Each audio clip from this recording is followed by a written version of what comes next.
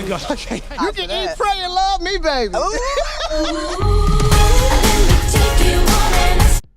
Halle Bailey. And I'm just gonna go on and say it. That guy from Bridgerton. I tried to practice saying his name, and I thought about this. Mr. Elba. Okay, that we won't even say his first name. And there's been other actors where I've kind of mispronounced it. Some of them I haven't, by the way, but it's whatever. It's always little Nancy down there. Actually, I ain't got time for that. That guy from Bridgerton, you know who he is. So both of them star in the new film, Yumi and Tuscany. Now, Yumi and Tuscany is actually a good time. It's actually a good time. This is not a Colleen Hoover BS. This is a black rom-com. I'm just going to tell you up front, the only problem I had with this film, light on the calm. Not really funny. I chuckled twice, and the whole time I was like, man, I really wish this was funnier than... You could have done funny things. A black girl in Italy, you could have done funny stuff. They didn't really go there. It was kind of like a Get Out situation which I know that's not a comedy at all, but like where the friend was funnier than our main character. The friend in this movie is hilarious. Every time she showed up, that was where I was like, I'm chuckling. You got me. But yeah. So anyways, getting to the plot. So Halle Bailey, God, it's hard to not say Barry. Halle Bailey, our Little Mermaid. I'm sorry. There's probably gonna be somebody. I should have even brought that up. Jesus Christ. Anyways, ignore that. She's playing this character who basically is living her life through other people's lives.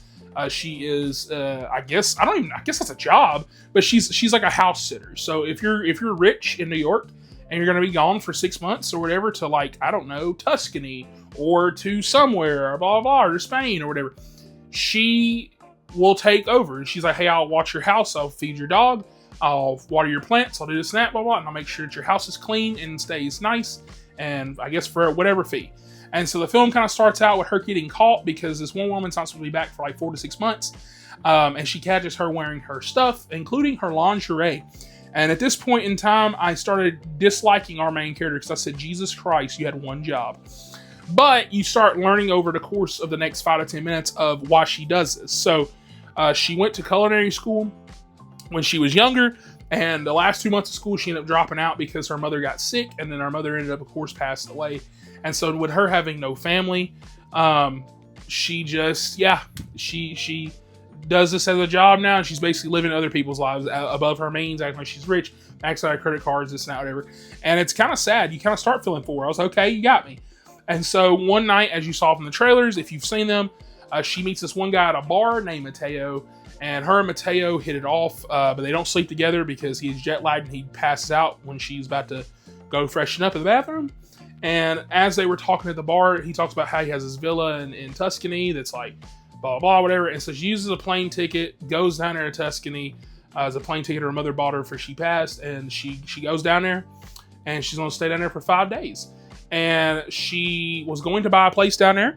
She had enough money. She had about $500. I don't know what that is currency-wise over there, but she claimed it was enough. I'm just like, take your word for it, sister. But there's this big event going down out there. And so this big weekly event, there's tourists, there's everybody visiting from wherever. And so she cannot get a place. And so she goes, ooh, I'm going to stay in this villa. Now, at first I was like, wow, she's doing it again. But then I thought about it. I said, my black ass isn't sleeping outside. So I probably would have done the same. I said, you know what? I'll give her that one.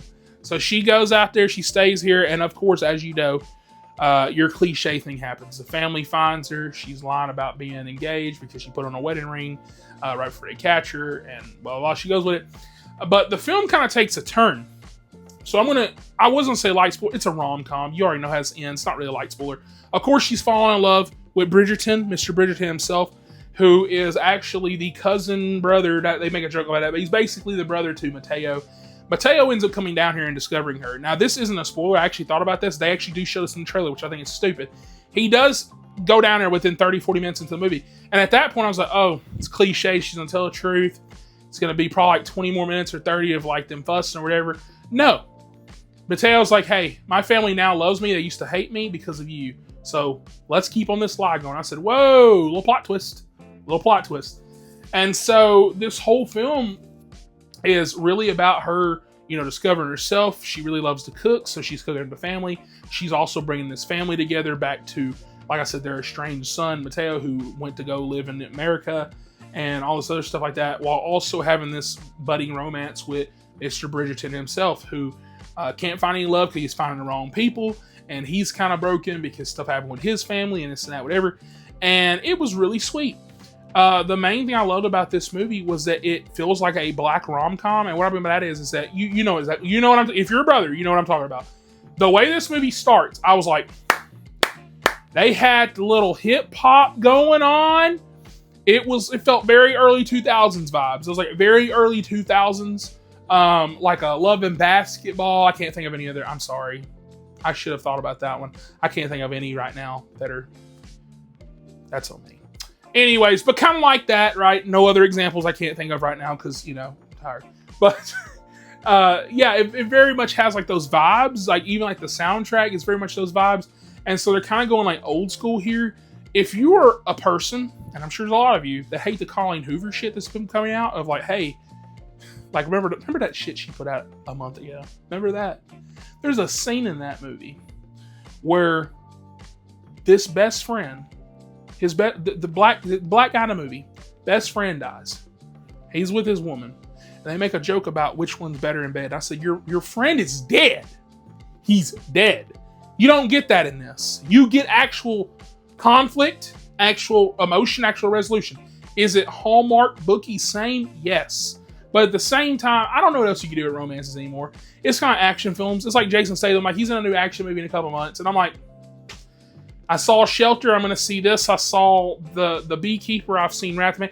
Like, what else are you really going to do? Like, I hate it when people are like, well, they didn't really uplift and elevate the genre. What the hell would you do? I'm like, the only other thing you can do is be like, they didn't get together. Okay, now I'm pissed. I'd rather leave the theater happy and go, well, it's kind of cliche. So, this movie, like I said, is nothing really profound, but it's still a decent time. I would actually give this a 7 out of 10. It's literally missing a good point because it's not that funny. The friend that calls her is fucking hilarious, but outside of that, nothing else is funny. Nothing. Even that scene in the trailer, I never laughed at it, like where the woman's like, eat and pray, love me, baby. There's a white woman that does that earlier in the movie, and I'm just like,